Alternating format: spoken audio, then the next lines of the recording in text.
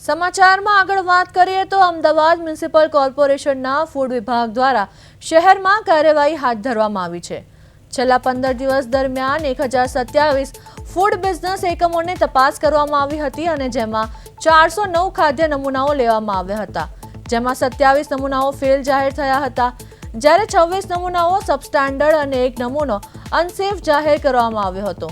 કાર્યવાહી દરમિયાન 3 ખાદ્ય એકમોને સીલ કરવામાં આવ્યા હતા અને 2000 કિલો વધુના 665 લીટર બિનઆરોગ્યપ્રદ ખાદ્ય પદાર્થોનો નાશ કરવામાં આવ્યો હતો।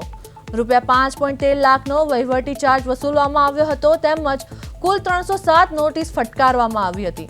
વટવામાં વીર આઝાદ કોલ્ડ ડ્રિંક્સ ફ્રેશ જ્યુસના કાલા ખટ્ટા શરબતનો નમૂનો અનસેફ જાહેર થયો હતો।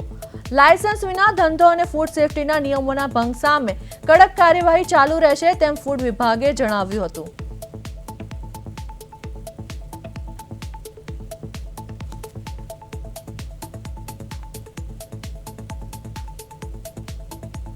ચારસો ને 9 જેટલા ફૂડના નમૂના લેવામાં આવે છે, જેમાં તમામ પ્રકારની ફૂડ આઇટમ્સનો સમાવેશ થાય છે।